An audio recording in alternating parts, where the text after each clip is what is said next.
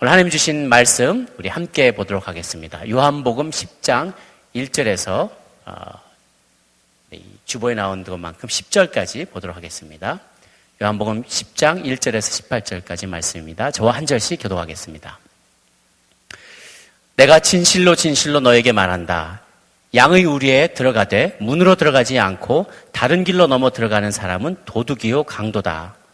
문으로 들어가는 사람은 양들의 목자다. 문지기는 목자를 위해 문을 열어두고 양들은 목자의 음성을 알아듣는다. 목자는 자기 양들의 이름을 하나하나 부르며 밖으로 데리고 나간다. 자기 양들을 다 불러낸 다음에 목자가 앞서가면 양들은 목자의 음성을 알고 뒤따라간다. 그러나 양들은 결코 낯선 사람을 따라가지 않는다. 낯선 사람의 음성을 알아듣지 못하기 때문에 양들은 도리어 그에게서 피해 달아난다. 예수께서 그들에게 이런 비유로 말씀하셨지만 그들은 예수께서 자기들에게 무슨 뜻으로 그렇게 말씀하시는지 깨닫지 못했습니다. 그래서 예수께서 다시 말씀해 주셨습니다. 내가 진실로 진실로 너에게 말한다. 나는 양의 문이다. 나보자 먼저 들어온 사람은 모두 다 도둑이요 강도였기에 양들이 그 말을 듣지 않았다. 나는 문이다. 누구든지 나를 통해 들어오는 사람은 구원을 얻고 들어오고 나가면서 꼴을 얻을 것이다. 도둑은 훔치고 죽이고 멸망시키려고 온다. 그러나 내가 온 것은 양들이 생명을 얻게 하되 더욱 풍성히 얻게 하려는 것이다. 아멘. 오늘은 선한 목자 그리고 악한 목자라는 제목으로 오늘 말씀을 나누고자 합니다. 오늘날 이스라엘은 광야 지역을 개간하고 또 스프링클러를 가동해서 굉장히 아주 푸른 초장들이 많습니다. 성지순례를 한번 해보시면은 그 차이를 너무 여실하게 느껴요. 인근의 요르단이나 시리아나 이집트나 다른 나라로 체크포인트 통해서 넘어가면은 거기는 완전히 황량한 땅입니다. 같은 중동인데 그래요. 그런데 이 가나안 땅으로 들어오면 이스라엘 땅으로 들어오면 스프링클러가 축축축축축 사방에 돌아다녀요. 그러면서 그 땅을 굉장히 비옥하게 만들어요. 체크포인트 넘어서 이집트로 딱 들어가면요. 그 순간부터 황량해요. 차에서 딱 내리면 애들이 죄송합니다. 애들이 차림새가 너무 남난 애들이 막 와가지고 $1 그러면서 막 달라붙어요. 그러니까 그 땅에 어떤 사람이 사느냐에 따라서 땅이 축복받기도 하고 저주받기도 하는 거예요. 정말 제가 거기서 실감을 했어요. 지금은 원예 수출 국가로 굉장히 유명합니다. 이스라엘이. 유럽에 굉장히 많은 분량의 꽃을 수출을 하는데요. 과거에는 목축업을 하는 곳이었어요. 오른쪽 맨 위에 화살표를 눌러주시면 됩니다. 예, 감사합니다. 목축업이 과거에는 굉장히 유명했습니다. 고원지대가 많고 또 광야지대가 많기 때문에 거기서 원예의 꽃을 키우거나 농사를 짓기가 참 마땅치가 않아요. 그래서 이 광야지의 고원지대에는 양떼를 풀어가지고 양이나 염소를 풀어서 목축업을 하는 경우가 많았습니다. 그래서 이 나라에서 목동은 굉장히 일반적인 직업이었어요. 그래서 그렇다고 뭐 아주 고위의 높은 좀 많은 사람이 선망하는 그런 직업은 아니고 굉장히 험한 직업입니다. 이슬을 맞으면서 자야 되고요.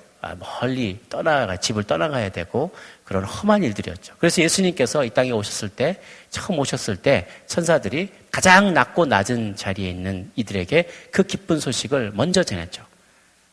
하늘에는 영광, 땅에는 평화라고 하면서 이 목동들에게 구세주가 나셨음을 가장 먼저 알렸어요. 가장 낮은 지위에 있는 사람들이었습니다. 이들이 양떼를 치는 일들을 늘 하는데요. 보시면 양은 혼자 살 수 있는 존재가 못 돼요. 여러분 양에 대해서 굉장히 많이 얘기를 들어보셨을 텐데 이 왼쪽의 양은 가출했다가 몇 달 만에 돌아온 양입니다. 지 혼자 어떻게 나는 아무도 필요 없다고 그냥 내 인생 내 뜻대로 살아보겠다라고 우리를 떠나서 목동을 떠나서 지 혼자 유리방황하다가 가출했다가 몇 달 만에 지발로 돌아왔어요. 적고를 하고 돌아온 거예요. 그렇게 저게 더 심해지면은 이 털을 깎아주는 사람이 없지 않습니까? 그러면 점점 심해지면서 비대해지고 움직이지 못해요. 그리고 야생동물의 밥이 돼버리는 거죠. 저대로. 돌아오지 않았으면 죽었을 거예요. 저렇게 돌아와서 그 다음날 싹 바리깡으로 밀고 산뜻한 모습으로 가볍게 약물이 합류했다는 아름다운 이야기가 전해오고 있습니다. 오른쪽에 양은 뭐하고 있는 걸까요? 뒤집어졌어요. 뒤집어졌는데 자기 혼자 못 돌아오는 거예요. 바둥바둥 보기는 귀여울지 모르지만 누워있는 양은 괴로운 거죠. 이제 못 일어나요. 정말 양이 저렇게 못 일어나요. 미련한 거죠. 양은 남 얘기가 아니라 지금 우리의 모습을 보고 있는 겁니다. 우리가 저와 같아요. 그래서 여러분 양에 대해서 참 많은 얘기를 듣고 뭐 미련하다, 뭐 고집스럽다 이 얘기 많이 들었지만 정말 많은 걸 얘기해 줍니다. 우리는 도움이 필요한 존재예요. 물론 산양 이런 양들이 있긴 있습니다. 산에 막 뛰어다니는 양들이 있지만 저렇게 털이 나는 우리가 집에서 키우는 그런 양들은 아니에요. 그래서 야생양, 저런 종류의 야생양이란 건 존재하지 않습니다. 야생에서 살 수가 없기 때문에 그래요. 이 양들은 필히 목자가 있어야 됩니다. 반드시 목자가 있어야만 합니다. 돌봐줄 사람이 필요한 거죠.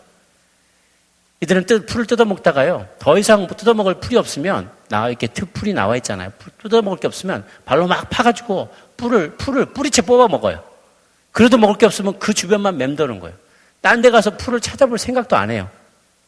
그러다가 굶어 죽든지 그러는 거죠. 목자가 이들을 돌봐야만 잘 살아남을 수 있게 되는 것입니다. 그래서 양떼들이 너무나 고집스럽기도 하고 무질서하고 본능적으로만 살아가기 때문에 여기다가 간간히 염소떼를 갖다 넣어줘요. 왜 그러냐면 염소는 고집이 세거든요. 또 양은 순한데 염소는 엄청 고집이 셉니다. 양은 순하지만 미련해요. 미려 터졌어요.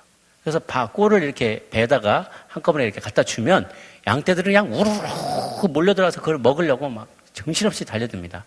그러다가 몇 마리가 깔려 죽어요. 근데 깔려 죽어도 몰라요. 그냥 계속 뒤에서 밀어대는 거예요. 그래서 거기다 염소를 끼워서 키우면 됩니다. 그럼 염소는 또 승질이 있기 때문에 뿔로 막 들이받아요. 지가 먹겠다고 막 들이받아요. 막 붙어나요.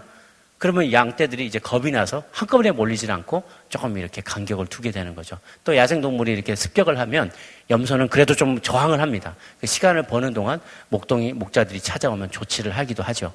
그래서 양과 염소를 같이 키우는데요. 또 다른 본문에 보면 하나님 주님께서 마태복음 25장에 보면 마지막 때 양과 염소를 가리겠다고 합니다. 그들의 행위에 따라서 그들을 분명히 가리겠다는 말씀이 또한 나오기도 하는 것. 배경이 그와 같은 것입니다. 오늘 본문에서 예수님께서는 자신과 제자들의 관계를 목자와 양의 관계로 정의하시면서 양떼가 어떻게 목자를 따라야 하는지, 그리고 참된 목자를 어떻게 분별할 수 있는지를 교훈하고 계십니다. 오늘 첫 번째 우리가 깨닫게 되는 것은 목자와 양은 서로를 안다는 것입니다. 저녁이 되면 이 양떼들을 우리로 다 불러 모으는데 모든 목동들이 다 그 시설이 정말 잘 완비된 곳에서 양을 키울 수가 없어요. 그래서 돌담으로 된 좋은 양의 우리 같은 경우에는 여러 양을 모으는 목동들이 여러 명이 그 우리를 공유를 합니다. 그래서 양떼들 다 같이 집어넣어놔요. 혹은 이제 멀리 나갔을 때 이 풀 다 뜯어먹고 나면 또 멀리 갑니다. 다윗의 형들은 또 멀리까지 이 양떼를 몰고 나왔기 때문에 도시락 싸들고 가면서 너 형한테 먹을 거 갖다 줘라 이렇게 심부름도 시키잖아요. 그럴 정도로 멀리 가기도 합니다. 그래서 항상 저녁이 되면 한 우리 같은 걸 만들어 놓고 그 안에다 다 집어넣는 거죠. 혹은 어떤 동굴 같은 데도 집어넣기도 합니다. 그럼 그렇게 다 넣은 다음에 아침이 되면 이제 여러 명의 목동이 다 찾아오잖아요. 그런데 이제 다 섞여 있어요. 오케이 목장에서 온 목동, 양떼도 있고, 무슨, 또 집 넘어, 달동네에서 온 목동도 있고, 여러 목동들이 있는데 다 섞어놨어요. 자기 양을 일일이 뒤집어서 확인하고 내기가 힘들잖아요. 그러면, 어헤이! 그러면 딱 돌아보는 애들은 다 내 애들인 거예요. 그 목소리를 알아듣는 거죠. 그럼 그 애들이 막 이렇게 나오는 거예요. 요호! 그러면 또 딴 집 딱 쳐다보는 애들이 있어요. 그럼 걔들은 그쪽 집 애들인 거예요. 그거 소리를 듣고 다 와요. 양떼들이. 희한하게 목자의 음성을 알아듣는다는 거죠. 왜? 많이 들어봤기 때문에. 또 왜? 그 목소리 안 듣고 집 나가면 적골되는 걸 다 알기 때문에 그 음성을 잘 들으려고 해요. 생존이 달려있기 때문에 자기의 생사 여탈권이 목자에게 있어요. 그러니까 그 목자의 음성을 잘 들으려고 귀를 쫑긋 하고 있는 거죠. 오늘 말씀에 보면 내 양이 내 음성을 4절에 보면 양들이 그의 음성을 알기 때문에 따라온다라는 거예요. 내 양은 자기 이름을 불러서 인도하기도 하고 그들의 통째로 딱 부를 때 양떼들은 그 목자의 음성을 안다는 거죠. 목자는 양을 알고 양도 목자를 압니다. 그래서 예수님을 목자장이라고 베드로전서 5장 4절에서는 표현을 하고 있어요. 또 구약에서는 하나님을 흩어져 있는 양떼들을 모으는 목자로 부르십니다. 에스겔 34장에 보면 흩어진 목자들을 찾는 양떼를 찾는 목자의 그 간절한 심정이, 애절한 심정이 다 표현되어 있어요. 하나님 우리를 전인격적으로 알고 계십니다. 나의 성품, 나의 강점, 나의 약점, 나의 필요도 다 아시고 우리들의 감정까지도 잘 알고 계세요. 그런데 이방인들은 달랐습니다. 이방인들은, 헬라인들은 신에게는 감정이 없다고 생각을 했어요. 만약에 신에게 감정이 있다면 우리가 얼마든지 신을 조작할 수 있을 거라는 생각을 한 거죠. 신에게 감정이 있으면 우리가 신을 슬프게 할 수도 있고 기쁘게 할 수도 있고 우울하게 할 수도 있고 어떻게든지 영향력을 미칠 수가 있다는 거예요. 그러면 그 영향력을 가지고 인간이 신을 조작할 수 있다는 거죠. 신이 감정을 갖게 된다면. 그래서 필연적으로 신에게는 감정이 없어 라고 이야기를 하곤 했어요. 그러나 우리가 믿는 하나님은 그런 분이 아니십니다. 그분은 우리 죽은 나사로의 무덤 앞에서 통분히 여기시며 슬퍼하셨던 분이세요. 예루살렘을 보시면서 슬피 우셨던 분이십니다. 인간들이 아파할 때 나는 몰라라 그건 네 사정이고 하는 분이 아니세요. 인간들이 아파하시면 그것보다 더 많이 아파하시고 더 많이 힘들어하시는 거죠. 지난번에 우리 회복축제 때 임마누엘 기도를 우리가 다 같이 연습을 했었는데요. 그때 우리가 임마누엘 기도를 할 수 있는, 그리고 기도를 통해서 우리가 큰 유익을 얻을 수 있는 그 하나님의 성품은 공감하시는 하나님이시기 때문에 그렇다는 거예요. 우리가 기도 가운데, 임마누엘 기도 가운데 쭉 들어가면 과거에 힘들었던 경험들 가운데로 이렇게 들어가죠.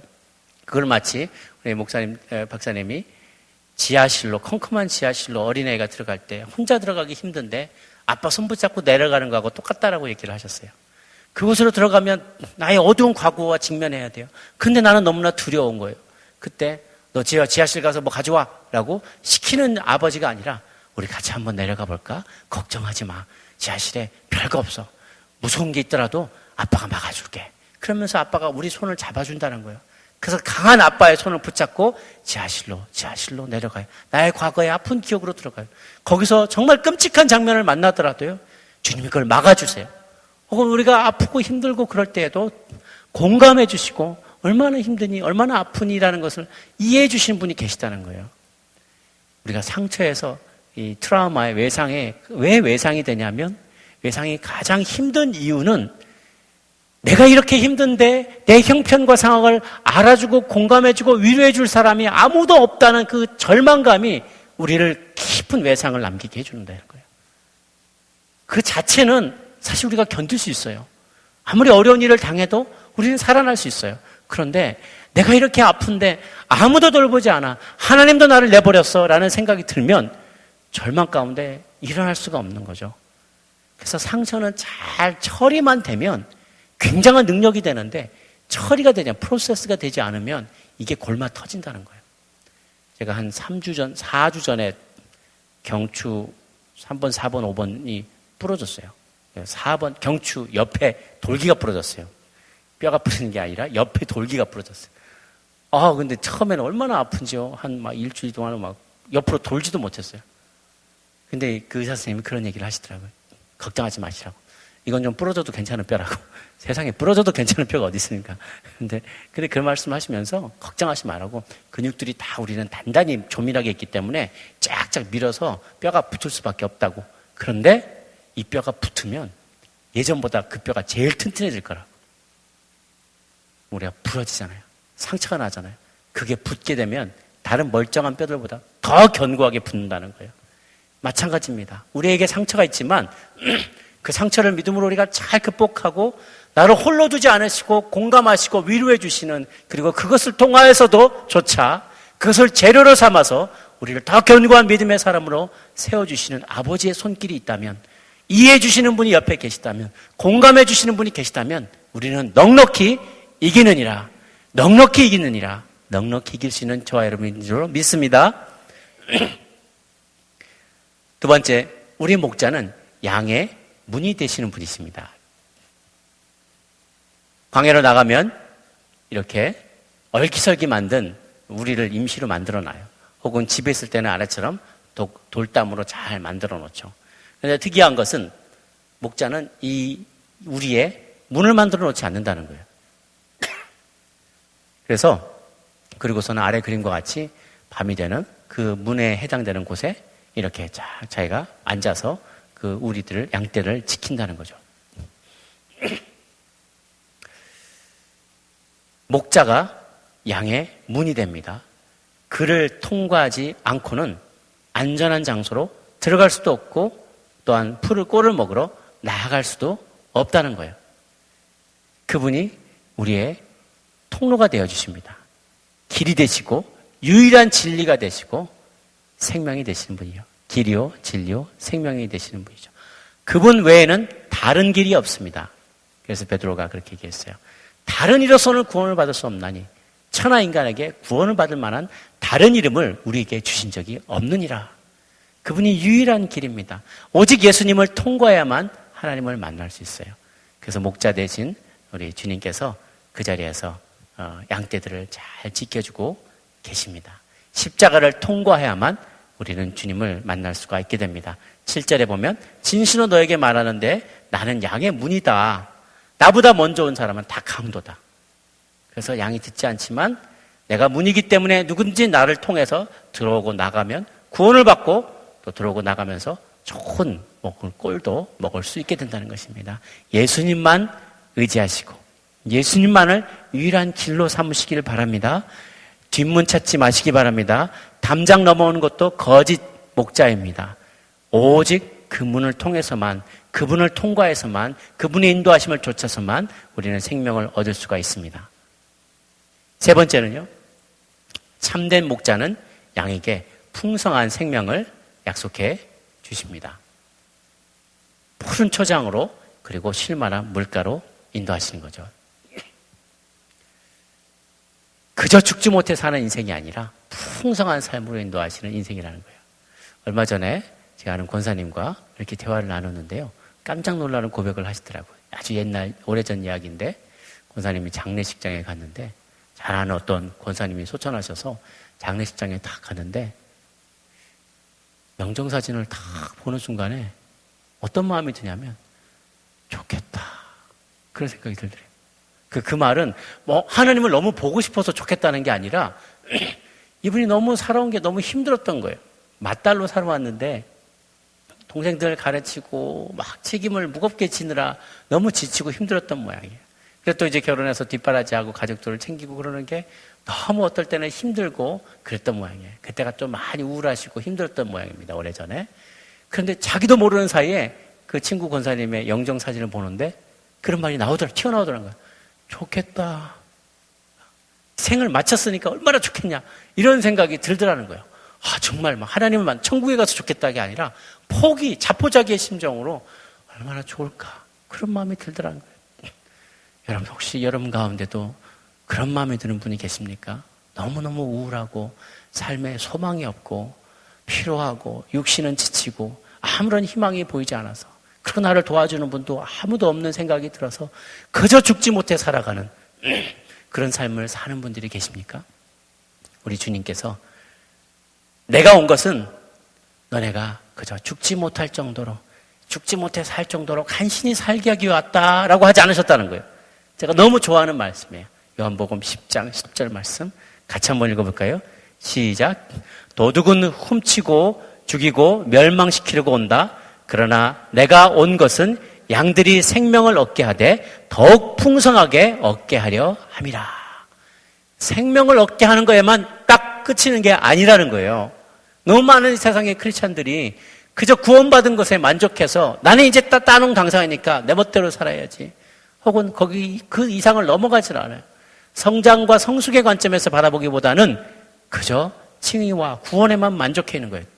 의로움의 관계는 그저 시작일 뿐이에요. 의롭다 여겨지는 그 관계 가운데 들어간 것 뿐이고 구원받았다는 것은 이제 주님 안에서 거룩과 성숙과 순결을 향하여 자라나가는 출발점이라는 것 뿐인데 출발점에 다 주저앉아 있는 거예요. 그건 끝이 아니고 시작에 불과합니다. 주님 우리 안에 주님 안에 풍성한 삶을 누릴 뿐 아니라 그 풍성한 삶을 전하고 증거하고 그렇게 주님 뜻대로 쓰임받도록 우리를 구원하시고 부르셨다는 거예요. 그렇게 부르셨는데 그저 나 혼자 사는 데야 막막하니, 그저 죽지 못해 사는 데만 관심 있고, 그저 내 배 하나만 불리는 데만 관심 있으면 주님은 참으로 슬퍼하실 일이죠. 주님은 나아가기를 원하십니다. 로마서 8장, 그래서 내가 온 것은 양으로 생명을 얻게 하고 풍성히 얻게 하려 하는데, 로마서 8장에는 그러한 하나님의 계획으로부터 우리를 끊을 자가 아무도 없다는 거예요. 천사나 과거 일이나 현재 일이나 미래나 높음이나 깊음이나 어떠한 일일지라도 우리를 그리스도의 사랑으로부터 끊을 자가 없느니라. 주님의 사랑을 끊을 수가 없어요. 우리를 향한 하나님의 열정을 도무지 끊을 수가 없어요. 주님의 열정을, 사랑의 추적자가 되세요. 아유, 됐다니까요, 주님. 그래도 끝까지 주님께서 우리를 찾아오세요. 집요하게 우리를 찾아오시며 우리를 향한 당신의 사랑을 고백하십니다.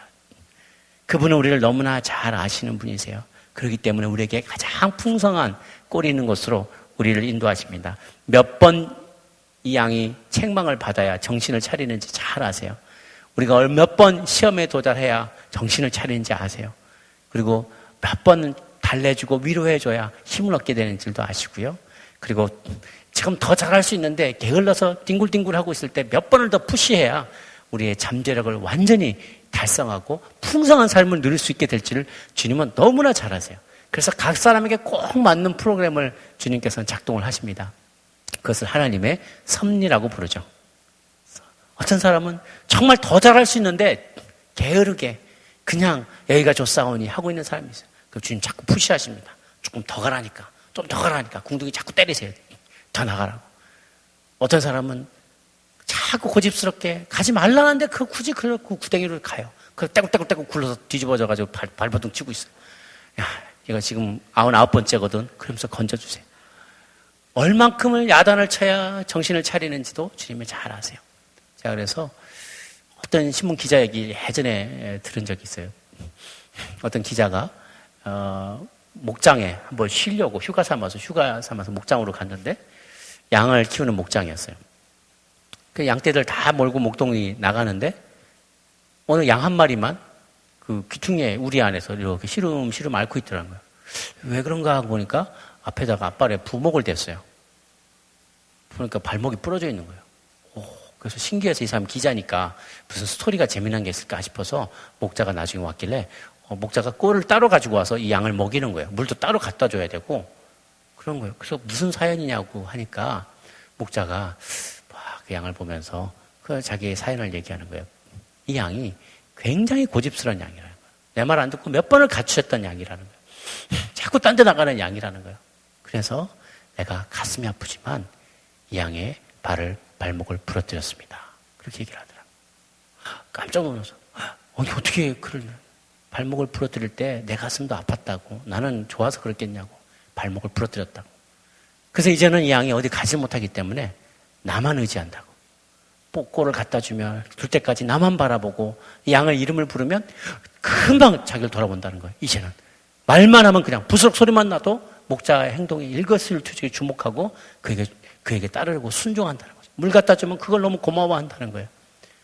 그래서 이 목자가 그렇게 고백을 해요. 이 양이 이제 뼈가 굳으면 단단해질 거라고. 그러고 나면 이 양은 다른 어떤 양떼들보다도 내 음성에 즉각 반응하고 내 음성을 가장 잘 듣는 양이 될 거를 내가 믿기 때문에 가슴이 아프지만 이 양의 발목을 부러뜨렸노라고 그렇게 얘기를 했다는 겁니다. 사랑하는 여러분, 주님은 우리의 모든 것을 너무나 잘 아시고 우리에게 좋은 것 주기를 원하세요. 좋은 풀밭으로 인도하기를 원하시고 좋은 물가로 인도하기를 원하세요. 그분이 아버지의 마음이고 목자의 마음입니다. 그분께 저와 여러분 우리의 삶을 맡겨드리지 않으시겠습니까? 마지막으로 네 번째, 선한 목자는 양들을 위해 목숨을 바친다고 합니다. 오늘 본문에는 이게 주보 본문이 조그만 공간이 조금밖에 없어서 다 실지 못했어요. 그러나 11절, 12절 뒷부분을 보면 11절에 나는 선한 목자라. 선한 목자는 양들을 위하여 목숨을 버린다고 합니다. 목동들은요, 늑대나 일이나 하이에나와 심지어 곰이나 사자들과도 싸워야 할 때가 많이 있었어요. 그리고 밤중에 도둑들도 몰래 들어와서 양떼들을 훔쳐가기도 합니다. 그림에 보는 것처럼 잠시 방심하면 늑대들이 와서 양떼를 저렇게 잡아갑니다. 죽이기도 하고요. 개들이나 또 혹은 야생동물들이 와가지고는 밤새 저렇게 양떼를 물어 죽이고 가는 거예요. 그래 어떨 때는 진짜로 이것을 자기가 먹으려고 죽이는 것도 있는데요. 많은 경우에는 그냥 재미삼아 죽인대요. 그리고 저렇게 먹지도 않고 다 죽여놓고 그냥 가버리는 거예요. 양떼들은 목자의 보호가 꼭 필요해요. 그래서 목동들은 그들의 주머니에 몇 가지 필수품을 꼭 갖고 다니는데 어디 가든지 뭐 치즈나 말린 열매나 올리브 기름이나 우유나 이런 것들을 챙기고 다닙니다. 그리고 빠짐없이 챙기는 게 투석기예요. 투석기. 다윗이 골리앗을 잡을 때 썼던 거예요. 뭐냐면 긴 가죽끈 같은 건데 그 가죽 한 복판에다가 돌멩이를 딱 집어넣어서 슉슉슉슉 던지다가 한쪽 줄을 쫙 놓으면 돌이 그대로 날아가는 거죠. 근데 이스라엘의 목동들은 얼마나 이것을 연말을 많이 했는지 이 사사기에 보면 사사기 20장 16절에 한 가닥의 머리털을 향하여 돌을 던져도 틀리는 법이 없었다. 저기 멀리까지 끝에다가 줄 하나, 머리카락 하나 딱 달아놔도 싹 던지면 정확히 맞았다는 거예요. 그러니까 다윗이 골리앗을 그렇게 물리친 게 우연의 일치가 아니에요. 오랜 시간 갈고 닦은 실력이 거기서 드러나게 된 거죠. 높은 황무지에 가면 밤이 되면 하이나 울부짖는 소리가 들린답니다. 가면 양떼들 뒤에 딱 있고 그 앞에서 딱 지키고 있잖아요. 그래 목자가 혼자서 비바람에도 불구하고 이 막대기를 딱 지피고 그 앞에 서 있으면 저 멀리서 우우우우 소리가 막 들려요. 여러분 영화에서 보는 것처럼 그러다가 잠깐 졸다가 탁 쳐다보면 두 눈이 짝을 이룬 노란 눈이 반짝반짝하는 게 싹하게서 노래 보고 있는 거예요. 목동에 잠만 달면 습격을 하려고. 실제로 그래서 이스라엘에서 예전에 과거의 중동 지역에는 그 목동들이 많이 죽었다 그래요. 짐승들의 먼저 공격을 받아서 죽는 일이 비일비재했다고 합니다. 그래서 이 목동의 일은요, 우리가 생각할 때 우리 양재성전에 가면 그 앞에 큰 그림 있지 않습니까? 인자로운 예수님께서 이 기르는 양 한 마리를 이렇게 딱 안고 있는 굉장히 목가적인 그림 있잖아요. 목동의 삶은 그렇게 목가적인 게 절대로 아니랍니다. 굉장히 힘든 일이에요. 3D예요, 정말. 다음 다시 보면, 저는 이 위에 있는 그림에 이 목자의 그림을 참 좋아합니다. 굉장히 비장한 표정으로 뒤에 양떼들을 지키면서 나를 따라오라고 막대기를 들고 팍 나가는 거예요. 구릿빛으로 얼굴은 타고 있고요. 근육질의 남성이에요. 다윗이 정말 사자와 곰의 입에 물려서 끌려가는 자기 양을 자기 그 입을 벌리고 살려냈다는 말을 할 정도로 이 목자의 삶은 정말로 고달프고 힘든 3D 업종일 뿐만 아니라 목숨을 내어놓아야 될 일이라는 거죠. 결연한 각오로 내 소유를, 내 양떼들을 지키겠다는 각오가 없으면 저렇게 할 수 없어요. 그래서 진짜 양이 내 양이면 목숨을 내어 던진다는 거죠. 그런데 삭스를 받고 그냥 세경을 받고 목동 주인이 너무 바빠서 오늘 조금 부탁한다고 돈 좀 얼마 줄 테니까 우리 양떼 좀 맡아달라고 하고 길을 떠나고 고용된 사람이라면 갑자기 양떼가 닥치고 사자가 닥치고 곰이 닥치고 늑대가 몰려들면 걸음아 날 살려 하고 도망간다는 거예요. 돈이 중요하겠어요? 내 목숨이 중요하겠어요? 이 사람은 돈 받고 고용된 사람이니까 도망가 버린다는 거예요. 양떼들은 흩어지고 수많은 양떼들은 물려 죽고 이러한 일들이 벌어진다는 거예요. 예수님은 이 목자와 같이 우리를 위하여 자기 양떼를 위하여 목숨을 내어놓은 분이셨다는 거예요. 그분 예수님이 돌아가신 것은 어쩔 수 없기 때문에 끌려가서 돌아가신 게 아니에요. 예수님은 자발적으로 자기 목숨을 내어놓으셨다는 거예요. 그래서 17절에 보면 10장 17절에 이런 말씀이 있어요. 내가 내 목숨을 버리는 것은 그것을 내가 다시 얻기 위함이니 이로써 아버지께서 나를 사랑하시니라. 내게서 빼앗는 자가 있는 게 아니라 내가 스스로 버리노라. 예수님은 스스로 자기 목숨을 버리셨어요. 나는 버릴 권세도 있고 다시 얻을 권세도 내게 있다는 거예요. 내가 자발적으로 내 생명을 내려놨다는 거예요. 어쩔 수 없이 끌려가서 죽은 게 아니라 예수님, 내가 이제 죽으러 간다. 인자가 영광을 얻을 때가 되었노라. 예수님께서 그렇게 얘기하세요. 13절에 요한복음 13장에 보면 인자가 영광을 얻을 때가 되었다. 그 많은 제자들이 이제 흥분했어요. 야, 우리 주님 드디어 영광을 얻으러 가신대. 그 말은 구약에 예언된 메시아, 인간 메시아, 모세와 같은 선지자가 오면 이스라엘을 다시 황금의 시절로 돌이키고 그리고 모든 침략자들 내어쫓고 이스라엘 나라가 세계 가운데 최고의 유대 민족이 최고의 나라가 될 것이다. 인간적인 생각들을 다들 하고 있었어요. 인자가 영광을 얻을 때가 되었다라고 말씀하시고 그 다음 절에 바로 뭐라고 말씀하시면 한 알의 밀이 땅에 떨어져 한 알 죽지 아니하면 한 알 그대로 있고 죽으면 많은 열매를 맺느니라. 죽는 얘기를 하시는 거예요. 야 이제 죽으러 가자. 그런 거예요. 아니 영광을 얻으시려면 하늘로부터 불을 내리고 군대를 모아서 로마인들을 쫓아내고 그렇게 역사 가운데 등장하셔야지. 왜 죽겠다는 겁니까? 주님의 계획은 완전히 다른 계획이었다는 거예요. 우리 주님은 스스로 자기의 목숨을 내어놓으심으로 양을 대신 사신 거예요. 우리를 살리기 위해서 대신 값을 지불해 주시기 위해서 이 땅에 오신 것이죠. 자기 의지대로 자기의 생명을 내려놓으신 거예요. 죽기까지 자기에게 맡겨진 모든 영혼을 사랑하셨습니다. 그래서 예수님께서 마지막 십자가에 돌아가실 때 옆에 강도가 예수님도 너무 힘드셨어요. 흉부가 압박이 되면서 쭉 늘어지면 숨을 쉬지 못해서 죽는다고 합니다. 피가 쏟아지는 것도 그렇지만 이 압박이 되니까 숨을 못 쉬어요. 너무 힘들어요. 그래서 숨을 좀 쉬어보려고 다리로 이렇게 쭉 밀면 다리가 또 무지하게 아파요. 못에 박혀있기 때문에. 그럼 조금 숨을 쉬었다가 다시 또 축 처지면 또 가슴이 답답해요. 하면서 가쁜 숨을 쉬고 있어요. 너무 고통스러운 순간인데 그때 옆에 있던 강도가 당신의 나라가 임할 때 나를 기억하소서 막 구원의 요청을 하는 거예요. 그럼 우리 같으면 어떡하겠어요? 지금 나도 힘들거든. 그런 얘기 하지 않겠어요? 그 예수님이 끝까지 그 영혼을 챙기십니다. 오늘 내가 나와 함께 낙원에 있으리라. 끝까지 구원의 역사를 하십니다. 그리고 남아있는 마리아를 보시고 요한을 보시고 보소서 아들이니다. 보라 어머니다. 어머니를 홀로 두고 가시는 게 너무나 안타까우니까 그 어머니를 끝까지 챙기십니다. 저들이 하는 짓을 알지 못하나이다. 그 벌을 예수님을 십자가에 못 박는 그들이 죄를 받을까 봐 저들을 용서해서 하는 일들을 알지 못하나이다. 끝까지 주변에 둘러서 있는 사람들을 한 영혼 한 영혼을 다 챙기시는 거예요. 자기가 지금 죽어가고 있는데 모든 한 영혼 영혼을 끝까지 챙기십니다. 그게 바로 우리를 위하여 목숨을 내어놓으신, 자발적으로 목숨을 내어놓으신 우리의 목자 되신 예수님의 이야기입니다. 그분은 또한 우리 안에 있는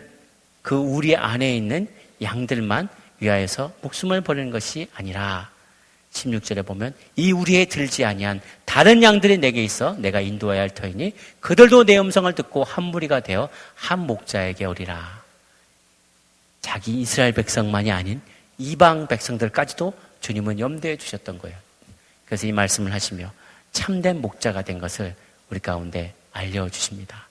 이렇게 참된 목자를 쫓아다니는 우리들, 저와 여러분들이 만약 된다면 인생에 힘들고 어려운 일들이 많이 있을지라도 헛된 거짓된 목자를 따라가지 아니하고 진정한 목자 되신 주님을 따라간다면 우리의 삶은 정말 행복한 양의 삶이 될 것입니다. 우리 본 이 마지막으로 보이는 이 양처럼 행복하게 웃는 주님만을 섬기는 참된 목자를 섬기는 양떼들 다들 되시기를 주님으로 축복합니다. 기도하겠습니다.